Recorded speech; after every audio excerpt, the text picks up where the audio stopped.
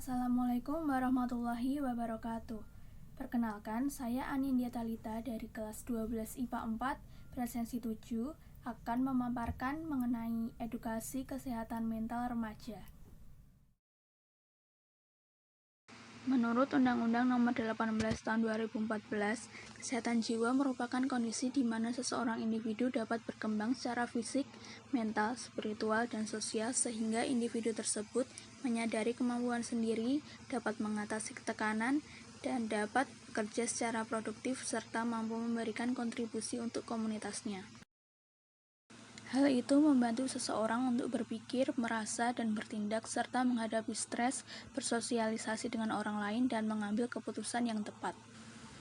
Sebaliknya, jika seseorang memiliki kondisi mental yang buruk, akan sulit mengendalikan emosinya, stres, serta tidak dapat berpikir, merasa, bertindak, dan membuat keputusan dengan tepat.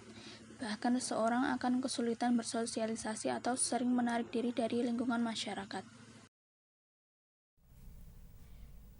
Kesehatan mental seseorang bisa mengalami perubahan seiring berjalannya waktu. Secara umum, biasanya terjadi ketika seseorang berada di bawah tekanan atau beban yang pada kondisi ini dapat membuat kesehatan mental menurun dan rentan stres. Namun, bukan hanya hal itu. Berikut ini adalah hal-hal yang mungkin mempengaruhi kesehatan mental seseorang. Pertama adalah faktor biologis, seperti genetik atau ketidakseimbangan kimiawi di otak.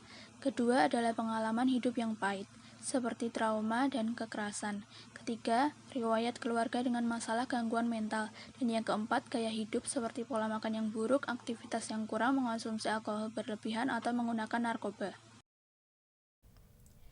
Kesehatan mental, jika tidak ditangani dengan baik, bisa menjadi indikasi akan kurangnya fasilitas kesehatan mental dan ditambah kurangnya pemahaman akan kesehatan mental. Masyarakat cenderung memberi stigma negatif terhadap orang dengan gangguan mental atau jiwa, yaitu dengan mencela dan menganggapnya sebagai aib, anggapan akan orang gila atau semacamnya. Selain itu, masyarakat yang kurang paham akan tanda-tanda gangguan mental seperti depresi, yang mana depresi merupakan gangguan kesehatan mental yang paling sering ditemukan saat ini. Hal ini menyebabkan orang dengan kesehatan mental yang terganggu cenderung susah terbuka akan pengobatan dan malah merasa lebih tertekan akan stigma masyarakat. Hendaknya masyarakat lebih terbuka dan peka akan gangguan kesehatan mental di sekitarnya. Masyarakat bisa menjadi pendengar bagi orang yang mengalami depresi maupun stres sebagai upaya meringankan beban mental. Nah, menjaga kesehatan mental dapat dilakukan dengan cara: pertama, dengan curhat atau berbicara dengan orang yang dipercaya. Kedua, menjalankan pola makan sehat dan tidur yang cukup. Ketiga, tetap berolahraga. Keempat, lakukan hal-hal yang disukai seperti menjalankan hobi. Kelima, bersosialisasi dengan orang lain. Keenam, jangan takut untuk meminta bantuan jika mengalami kesulitan melakukan sesuatu.